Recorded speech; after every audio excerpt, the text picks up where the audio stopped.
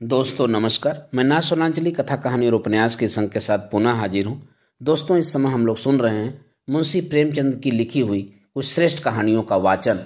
दोस्तों इस कड़ी में आज लीजिए सुनिए एक कहानी मंत्र का वाचन मेरे अर्थात ना सोनांचली के स्वर में। दोस्तों यह मंत्र कहानी प्रेमचंद की लिखी हुई पहली मंत्र कहानी से अलग है। पहली वाली मंत्र कहानी में डॉक्टर चड्ढा और भगत की कहानी थी, जबकि दूसरी मंत्र की कहानी में पंडित लीलाधर चौबे की कहानी है, जो पहले छुआछूत मानते हैं पर बाद में उनका हृदय परिवर्तन हो जाता है। कैसे हृदय परिवर्तन होता है, उन पर कैसा जादू चढ़ता है कि जिन लोगों से वो घृणा करते हैं उन्हीं को अपना परिवारी जन समझने लगते हैं। तो जानने के लिए आइए सुनते हैं मंत्र कहानी का वाचन मेरे अर्थात ना सोनांचली के स्वर में। पंडित लीलाधर चौबे की जबान में जादू था। जिस वक्त वह मंच पर खड़े होकर अपनी वाणी की सुधावृष्टि करने लगते थे, श्रोताओं की आत्माएं तृप्त हो जाती थी, लोगों पर अनुराग का नशा छा जाता था। चौबे जी के व्याख्यानों में तत्व तो बहुत कम होता था, शब्द योजना भी बहुत सुंदर न होती थी, लेकिन बार बार दोहराने पर भी उसका असर कम न होता था, बल्कि घन की चोटों की भांति और भी प्रभावोत्पादक हो जाता था। हमें तो विश्वास नहीं आता, किंतु सुनने वाले कहते हैं उन्होंने केवल एक व्याख्यान रट रखा है और उसी को वह शब्दशः प्रत्येक सभा में एक नए अंदाज से दोहराया करते हैं। जाति गौरव गान उनके व्याख्यानों के प्रधान गुण था। मंच पर आते ही भारत के प्राचीन गौरव और पूर्वजों की अमर कीर्ति का राग छेड़कर सभा को मुग्ध कर देते थे। जैसे, सज्जनों, हमारी अधोगति की कथा सुनकर किसकी आंखों से अश्रुधारा न निकल पड़ेगी। हमें प्राचीन गौरव को याद करके संदेह होने लगता है कि हम वही हैं या बदल गए। जिसने कल सिंह से पंजा लिया वह आज चूहे को देखकर बील खोज रहा है। इस पतन की भी सीमा है, दूर क्यों जाइए। महाराज चंद्रगुप्त के समय को ही ले लीजिए। यूनान का सुविज्ञ इतिहासकार लिखता है कि उस जमाने में यहाँ द्वार पर ताले न डाले जाते थे, चोरी कहीं सुनने में न आती थी, व्यभिचार का नाम निशान न था, दस्तावेजों का आविष्कार ही न हुआ था, पुर्जों पर लाखों का लेन देन हो जाता था, न्याय पद पर बैठे हुए कर्मचारी मक्खियां मारा करते थे। सज्जनों, उन दिनों कोई आदमी जवान न मरता था। हाँ, उन दिनों कोई आदमी जवान न मरता था। बाप के सामने बेटे का अवसान हो जाना एक अभूतपूर्व, एक असंभव घटना थी। आज ऐसे कितने माता पिता हैं जिनके कलेजे पर जवान बेटे के दाग न हो। वह भारत नहीं रहा, भारत गारत हो गया। यह चौबे जी की शैली थी। वह वर्तमान की अधोगति और दुर्दशा तथा भूत की समृद्धि और सुदशा का राग अलाप कर लोगों में जातीय स्वाभिमान जागृत कर देते थे। इसी सिद्धि की बदौलत उनकी नेताओं में गणना होती थी। विशेषतः हिंदू सभा के तो वह कर्णधार ही समझे जाते थे। हिंदू सभा के उपासकों में कोई ऐसा उत्साही, ऐसा दक्ष, ऐसा नीति चतुर दूसरा न था। यूं कहिए कि सभा के लिए उन्होंने अपना जीवन ही उत्सर्ग कर दिया था। धन तो उनके पास न था, कम से कम लोगों का विचार यही था, लेकिन साहस, धैर्य और बुद्धि जैसा अमूल्य रत्न उनके पास थे, और ये सभी सभा को अर्पण थे। शुद्धि के तो मानो प्राण ही थे। हिंदू जाति का उत्थान और पतन, जीवन और मरण उनके विचार में इसी प्रश्न पर अवलंबित था। शुद्धि के सिवा अब हिंदू जाति के पुनर्जीवन का कोई और उपाय न था। जाति की समस्त नैतिक, शारीरिक, मानसिक, सामाजिक, आर्थिक और धार्मिक बीमारियों की दवा इसी आंदोलन की सफलता में मर्यादित थी, और वह तन मन से इसका उपयोग किया करते थे। चंदे वसूल करने में चौबे जी सिद्धहस्त थे। ईश्वर ने उन्हें वह गुण बता दिया था कि पत्थर से भी तेल निकाल सकते थे। कंजूसों को तो वह ऐसे उल्टे छुरे से मोड़ते थे कि उन महाशयों को सदा के लिए शिक्षा मिल जाती थी। इस विषय में पंडित जी साम, दाम, दंड और भेद, इन चारों नीतियों से काम लेते थे। यहाँ तक कि राष्ट्रहित के लिए डाका और चोरी को भी क्षम्य समझते थे। गर्मी के दिन थे। लीलाधर जी किसी शीतल पर्वत प्रदेश को जाने की तैयारियां कर रहे थे कि सैर की सैर हो जाएगी और बन पड़ा तो कुछ चंदा भी वसूल कर लाएंगे। उनको जब भ्रमण की इच्छा होती तो मित्रों के साथ एक डेपुटेशन के रूप में निकल खड़े होते। अगर 1,000 रुपये वसूल करके वह इसका आधा सैर सपाटे में खर्च भी कर दें तो किसी की क्या हानि। हिंदू सभा को तो कुछ न कुछ मिल ही जाता था। वह न उद्योग करते तो इतना भी न मिलता। पंडित जी ने अब की सपरिवार जाने का निश्चय किया था। जब से शुद्धि का आविर्भाव हुआ उनकी आर्थिक दशा, जो पहले बहुत शोचनीय रहती थी, बहुत कुछ संभल गई थी। लेकिन जाति के उपासकों को ऐसा सौभाग्य कहाँ कि शांति निवास का आनंद उठा सके। उनका तो जन्म ही मारे मारे फिरने के लिए होता है। खबर आई कि मद्रास प्रांत में तबलीग वालों ने तूफान मचा रखा है। हिंदुओं के गांव मुसलमान होते जाते हैं। मुल्लाओं ने बड़े जोश से तबलीग का काम शुरू किया है। अगर हिंदू सभा ने इस प्रवाह को रोकने की आयोजन न की तो सारा प्रांत हिंदुओं से शून्य हो जाएगा। किसी सिखाधारी की सूरत तक नजर न आएगी। हिंदू सभा में खलबली मच गई। तुरंत एक विशेष अधिवेशन हुआ और नेताओं के सामने यह समस्या उपस्थित की गई। बहुत सोच विचार के बाद निश्चय हुआ कि चौबे जी पर इस कार्य का भार रखा जाए। उनसे प्रार्थना की जाए कि वह तुरंत मद्रास चले जाएं और धर्म विमुख बंधुओं का उद्धार करें। कहने की ही देर थी। चौबे जी तो हिंदू जाति की सेवा के लिए अपने को अर्पण ही कर चुके थे।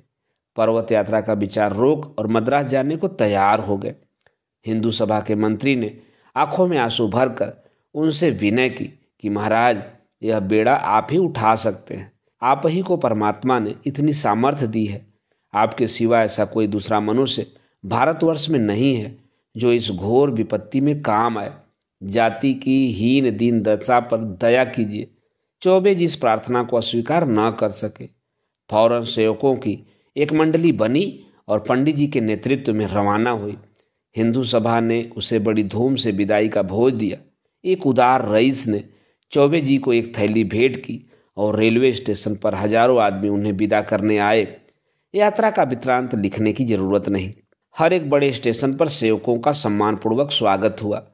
कई जगह थैलियां मिली।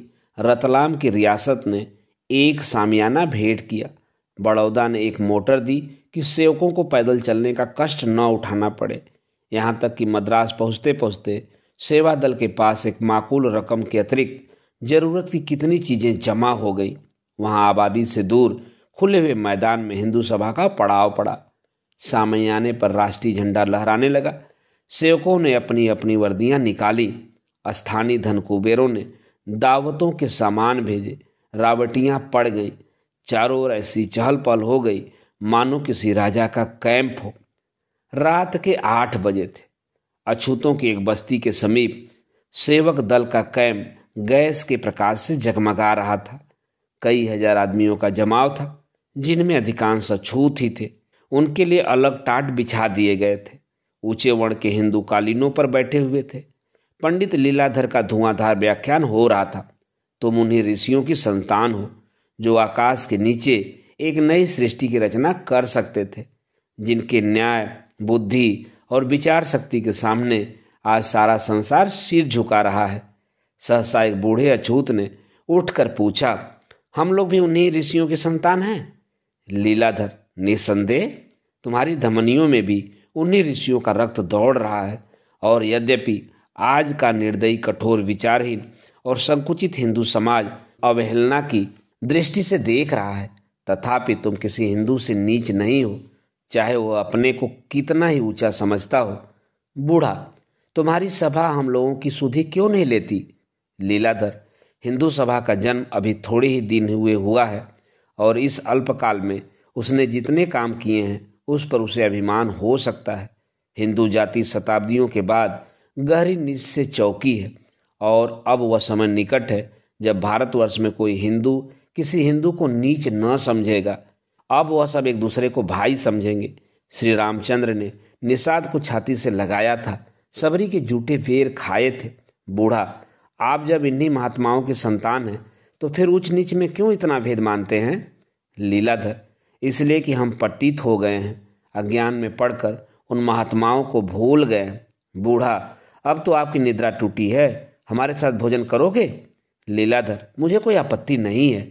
बूढ़ा, मेरे लड़कों से अपनी कन्या का विवाह कीजिएगा। लीलाधर, जब तक तुम्हारे जन्म संस्कार न बदल जाएं, जब तक तुम्हारे आहार व्यवहार में परिवर्तन न हो जाए, हम तुमसे विवाह का संबंध नहीं कर सकते। मांस खाना छोड़ो, मदिरा पीना छोड़ो, शिक्षा ग्रहण करो, तभी तुम उच्च वर्ण के हिंदुओं में मिल सकते हो। बूढ़ा, हम कितने ही ऐसे कुलीन ब्राह्मणों को जानते हैं जो रात दिन नशे में डूबे रहते हैं, मांस के बिना कौर नहीं उठाते, और कितने ही ऐसे हैं जो एक अक्षर भी नहीं पढ़े हैं, पर आपको उनके साथ भोजन करते देखता हूँ। उनसे विवाह संबंध करने में आपको कदाचित इनकार न होगा। जब आप खुद अज्ञान में पड़े हुए हैं तो हमारा उद्धार कैसे कर सकते हैं? आपका हृदय अभी तक अभिमान से भरा हुआ है। जाइए, अभी कुछ दिन और अपनी आत्मा का सुधार कीजिए। हमारा उद्धार आपके किए न होगा। हिंदू समाज में रहकर हमारे माथे से नीचता का कलंक न मिटेगा। हम कितने ही विद्वान, कितने ही आचारवान हो जाएं, आप हमें यूं ही नीच समझते रहेंगे। हिंदुओं की आत्मा मर गई है और उनका स्थान अहंकार ने ले लिया है। अब हम देवता की शरण जा रहे हैं, जिनके मानने वाले हमसे गले मिलने को आज भी तैयार हैं। वे यह नहीं कहते कि तुम अपने संस्कार बदल कर आओ, हम अच्छे हैं या बुरे। वे इसी दशा में हमें अपने पास बुला रहे हैं। आप अगर ऊंचे हैं तो ऊंचे बने रहिए, हमें उड़ना न पड़ेगा। लीलाधर, एक ऋषि संतान के मुंह से ऐसी बातें सुनकर मुझे आश्चर्य हो रहा है। वर्ण भेद तो ऋषियों का ही किया हुआ है, उसे तुम कैसे मिटा सकते हो? बूढ़ा, ऋषियों को बदनाम मत कीजिए। यह सब पाखंड आप लोगों का रचा हुआ है। आप कहते हैं तुम मदिरा पीते हो, लेकिन आप मदिरा पीने वालों की जूतियां चाटते हैं। आप हमसे मांस खाने के कारण घिनाते हैं, लेकिन आप गो मांस खाने वालों के सामने नाक रगड़ते हैं, इसलिए न कि वे आपसे बलवान हैं। हम भी आप राजा हो जाएं तो आप हमारे सामने हाथ बांधे खड़े होंगे। आपके धर्म में वही ऊंचा है जो बलवान है, वही नीच है जो निर्बल है। यही आपका धर्म है। यह कहकर बूढ़ा वहां से चला गया। उसके साथ ही और लोग भी उठ खड़े हुए। केवल चौबे जी और उनके दल वाले मंच पर रह गए। मानो मंचगान समाप्त हो जाने के बाद उसकी प्रतिध्वनि वायु में गूंज रही हो। तबलीग वालों ने जब से चौबे जी की आने की खबर सुनी थी, इस फिक्र में थे कि किसी उपाय से इन सबको यहाँ से दूर करना चाहिए। चौबे जी का नाम दूर दूर तक प्रसिद्ध था। जानते थे यह यहाँ जम गया तो हमारी सारी की कराई मेहनत व्यर्थ हो जाएगी। इसके कदम यहाँ जमने न पाए। मुल्लाओं ने उपाय सोचना शुरू किया। बहुत वाद विवाद, हुज्जत और दलील के बाद निश्चय हुआ कि इस काफिर का कत्ल कर दिया जाए। ऐसा सबाब लूटने के लिए आदमियों की क्या कमी, उनके लिए तो जन्नत का दरवाजा खुल जाएगा। हूरें उसकी बलाएं लेंगी, फरिश्ते उसके कदमों की खाक का सुरमा बनाएंगे, रसूल उसके सर पर बरकत का हाथ रखेंगे, खुदाबाद करीम उसे सीने से लगाएंगे और कहेंगे, तू मेरा प्यारा दोस्त है। दो हट्टे कट्टे जवानों ने तुरंत बिड़ा उठा लिया। रात के 10 बज गए थे। हिंदू सभा के कैंप में सन्नाटा था। केवल चौबे जी अपनी रावटी में बैठे हिंदू सभा के मंत्री को पत्र लिख रहे थे। यहाँ सबसे बड़ी आवश्यकता धन की है। रुपया रुपया रुपया, जितना भेज सके भेजिए। डेपुटेशन भेजकर वसूल कीजिए। मोटे महाजनों की जेब टटोलिए, भिक्षा मांगिए। बिना धन के इन अभागों का उद्धार न होगा। जब तक कोई पाठशाला न खुले, कोई चिकित्सालय न स्थापित हो, कोई वाचनालय न हो, इन्हें कैसे विश्वास आएगा कि हिंदू सभा उनकी हित चिंतक है? तबलीग वाले जितना खर्च कर रहे हैं, उनका आधा भी मुझे मिल जाए तो हिंदू धर्म की पताका फहरने लगे। केवल व्याख्यानों से काम न चलेगा। आशीषों से कोई जिंदा नहीं रहता। सहसा किसी की आहट पाकर वह चौंक पड़े। आंखें ऊपर उठाई तो देखा 2 आदमी सामने खड़े हैं। पंडित जी ने शंकित होकर पूछा, तुम कौन हो? क्या काम है? उत्तर मिला, हम इजराइल के फरिश्ते हैं, तुम्हारी रूह कब्ज करने आए हैं। इजराइल ने तुम्हें याद किया है। पंडित जी यूं तो बहुत बलिष्ठ पुरुष थे, उन दोनों को एक धक्के में गिरा सकते थे। प्रातःकाल 3 पाव मोहन भोग और 2 सेर दूध का नाश्ता करते थे। दोपहर के समय पाव भर घी दाल में खाते। तीसरे पहर दूधिया भांग छानते, जिसमें सेर भर मलाई और आधा सेर बादाम मिली रहती। रात को डट कर ब्यालू करते, क्योंकि प्रातःकाल तक फिर कुछ न खाते थे। इस पर तुर्रा यह कि पैदल पग भर भी न चलते थे। पालकी मिले तो पूछना ही क्या, जैसे घर का पलंग उड़ा जा रहा हो। कुछ न हो तो इक्का तो था ही। यद्यपि काशी में ही 2 ही 4 इक्के वाले ऐसे थे जो उन्हें देखकर कह न दें कि इक्का खाली नहीं है। ऐसा मनुष्य नर्म अखाड़े में पट पड़ कर ऊपर वाले पहलवान को थका दे सकता था। चुस्ती और फुर्ती के अवसर पर तो वह रेत पर निकला हुआ कछुआ था। पंडित जी ने एक बार कनखियों से दरवाजे की तरफ देखा। भागने का कोई मौका न था। तब उनमें साहस का संचार हुआ। भय की पराकाष्ठा ही साहस है। अपने सोटे की तरफ हाथ बढ़ाया और गरज कर बोले, निकल जाओ यहां से। बात मुंह से पूरी न निकली थी कि लाठियों का वार पड़ा। पंडित जी मूर्छित होकर गिर पड़े। शत्रुओं ने समीप में आकर देखा, जीवन का कोई लक्षण न था। समझ गए काम तमाम हो गया। लूटने का विचार न था, पर जब कोई पूछने वाला न हो तो हाथ बढ़ाने में क्या हर्ज है। जो कुछ हाथ लगा ले देकर चलते बने। प्रातःकाल बूढ़ा भी उधर से निकला तो सन्नाटा छाया हुआ था। न आदमी न आदमजात। छौलदारियां भी गायब। चकराया यह माजरा क्या है। रात ही भर में अलादीन के महल की तरह सब कुछ गायब हो गया। उन महात्माओं में से एक भी नजर नहीं आता जो प्रातःकाल मोहन भोग उड़ाने और संध्या समय भंग घोटते दिखाई देते थे। जरा और समीप जाकर पंडित लीलाधर की रावटी में झांका तो कलेजा सन्न हो गया। पंडित जी जमीन पर मुर्दे की तरह पड़े हुए थे। मुंह पर मक्खियां भिनक रही थी। सिर के बालों में रक्त ऐसा जम गया था जैसे किसी चित्रकार के ब्रश में रंग। सारे कपड़े लहूलुहान हो रहे थे। समझ गया, पंडित जी के साथियों ने उन्हें मारकर अपनी राह ली। सहसा पंडित जी के मुंह से कराहने की आवाज निकली। अभी जान बाकी थी। बूढ़ा तुरंत दौड़ा हुआ गांव में आ गया और कई आदमियों को लाकर पंडित जी को अपने घर उठवा ले गया। मरहम पट्टी होने लगी। बूढ़ा दिन के दिन और रात की रात पंडित जी के पास बैठा रहता। उसके घर वाले उनकी ससुरसा में लगे रहते। गांव वाले भी यथाशक्ति सहायता करते। इस बेचारे का यहाँ कौन अपना बैठा हुआ है। अपने हैं तो हम, बेगाने हैं तो हम। हमारे उद्धार के लिए तो बेचारा यहाँ आया था, नहीं तो यहाँ उसे क्यों आना था। कई बार पंडित जी अपने घर पर बीमार पड़ चुके थे, पर उनके घर वालों ने इतनी तन्मयता से उनकी तीमारदारी न की थी। सारा घर, और घर ही नहीं सारा गांव उनका गुलाम बना हुआ था। अतिथि सेवा उनके धर्म का एक अंग था। सभ्य स्वार्थ ने अभी उस भाव का गला नहीं घोटा था। सांप का मंत्र जानने वाला देहाती अब भी माघ पूस की अंधेरी मेघाच्छन्न रात्रि में मंत्र झाड़ने के लिए 10-5 कोस पैदल दौड़ता हुआ चला जाता है। उसे डबल फीस और सवारी की जरूरत नहीं होती। बूढ़ा मलमूत्र तक अपने हाथों उठाकर फेंकता। पंडित जी की घुड़कियां सुनता। सारे गांव से दूध मांग कर उन्हें पिलाता, पर उसकी त्योरियां कभी मैली न होती। अगर उसके कहीं चले जाने पर घर वाले लापरवाही करते तो आकर सबको डांटता।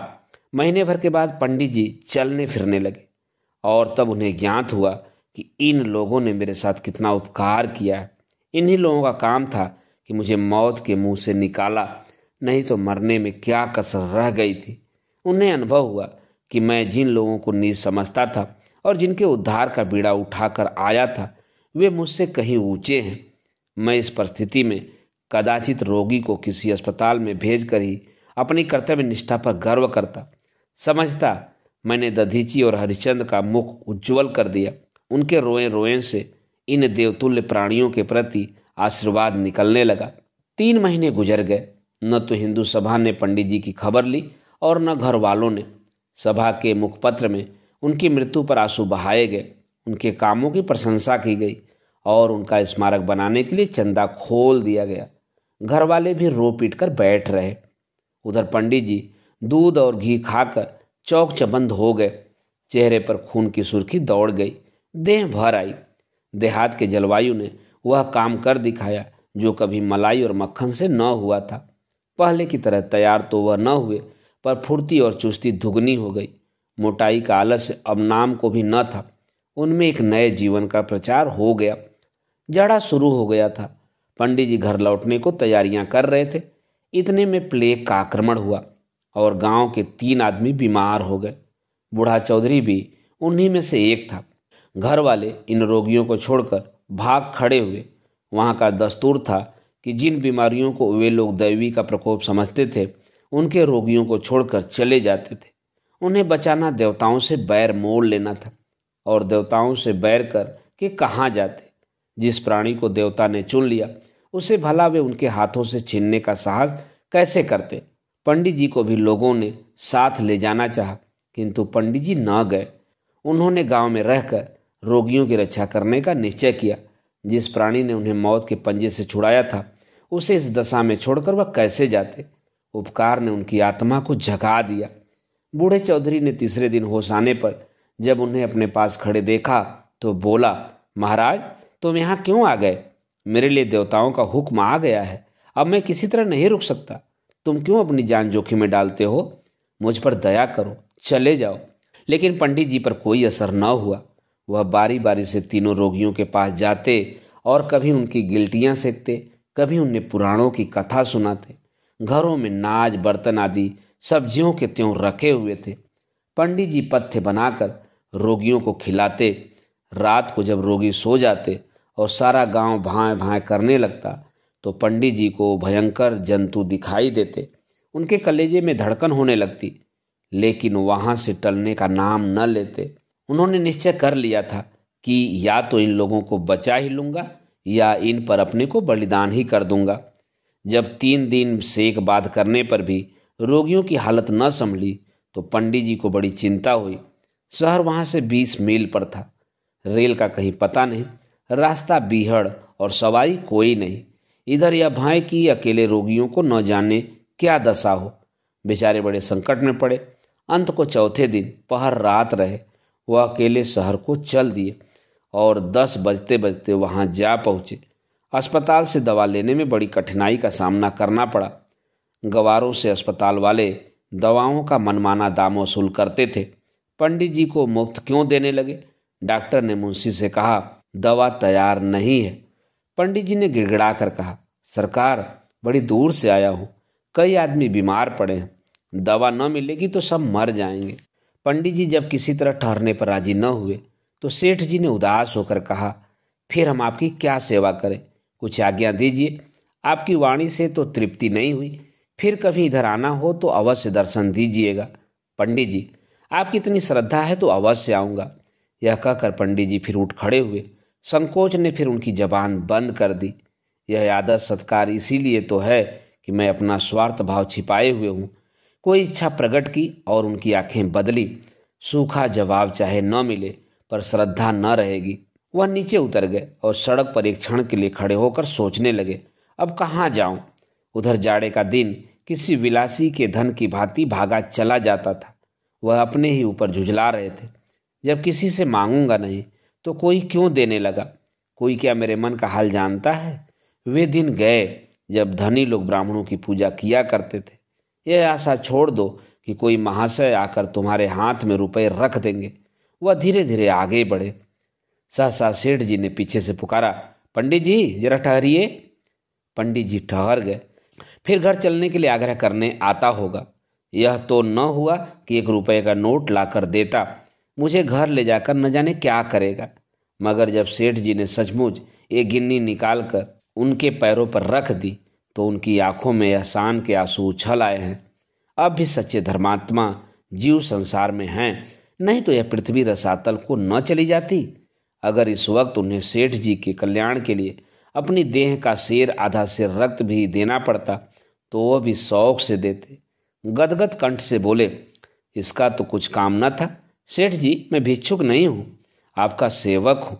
सेठ जी श्रद्धा विनयपूर्ण शब्दों में बोले, भगवान इसे स्वीकार कीजिए, यह दान नहीं भेंट है। मैं भी आदमी पहचानता हूँ। बहुतेरे साधु संत योगियती देश और धर्म के सेवक आते रहते हैं, पर न जाने क्यों किसी के प्रति मेरे मन में श्रद्धा नहीं उत्पन्न होती। उससे किसी तरह पिंड छुड़ाने की पड़ जाती है। आपका संकोच देखकर मैं समझ गया कि यह आपका पेशा नहीं है। आप विद्वान हैं, धर्मात्मा हैं, पर किसी संकट में पड़े हुए हैं। इस तुच्छ भेंट को स्वीकार कीजिए और मुझे आशीर्वाद दीजिए। पंडित जी दवाएं लेकर घर चले तो हर्ष, उल्लास और विजय से उनका हृदय उछल पड़ता था। हनुमान जी भी संजीवनी बूटी लाकर इतने प्रसन्न न हुए होंगे। ऐसा सच्चा आनंद उन्हें कभी प्राप्त न हुआ था। उनके हृदय में इतने पवित्र भावों का संचार कभी न हुआ था। दिन बहुत थोड़ा रह गया था। सूर्यदेव अविरल गति से पश्चिम की ओर दौड़ते चले जाते थे। क्या उन्हें भी किसी रोगी को दवा देनी चाहिए? वह बड़े वेग से दौड़ते हुए पर्वत की ओट में छिप गए। पंडित जी और भी फुर्ती से पांव बढ़ाने लगे। मानो उन्होंने सूर्यदेव को पकड़ लेने की ठानी है। देखते देखते अंधेरा छा गया। आकाश में दो एक तारे दिखाई देने लगे। अभी 10 मील की मंजिल बाकी थी। जिस तरह काली घटा को सिर पर मड़ाते देखकर गृहिणी दौड़ दौड़ कर सुखावन समेटने लगती है, उसी भांति लीलाधर ने भी दौड़ना शुरू किया। उन्हें अकेले पड़ जाने का भय न था। भय था अंधेरे में राह भूल जाने का। दाएं बाएं बस्तियां छुटती जाती थी। पंडित जी को ये गांव इस समय बहुत ही सुहावने मालूम होते थे। कितने आनंद से लोग अलाव के सामने बैठे ताप रहे हैं। सहसा उन्हें एक कुत्ता दिखाई दिया। न जाने किधर से आकर वह उनके सामने पगडंडी पर चलने लगा। पंडित जी चौंक पड़े, पर एक क्षण में उन्होंने कुत्ते को पहचान लिया। वह बूढ़े चौधरी का कुत्ता मोती था। वह गांव छोड़कर आज इधर इतनी दूर कैसे आ निकला? क्या वह जानता है पंडित जी दवा लेकर आ रहे होंगे? कहीं रास्ता भूल जाए, कौन जानता है। पंडित जी ने एक बार मोती कहकर पुकारा तो कुत्ते ने दूम हिलाई, पर रुका नहीं। वह इससे अधिक परिचय देकर समय नष्ट न करना चाहता था। पंडित जी को ज्ञात हुआ कि ईश्वर मेरे साथ है, वह मेरी रक्षा कर रहे हैं। अब उन्हें कुशल से घर पहुंचने का विश्वास हो गया। 10 बजते बजते पंडित जी घर पहुंच गए। रोग घातक न था, पर यश पंडित जी को बदा था। 1 सप्ताह के बाद तीनों रोगी चंगे हो गए। पंडित जी की कीर्ति दूर दूर तक फैल गई।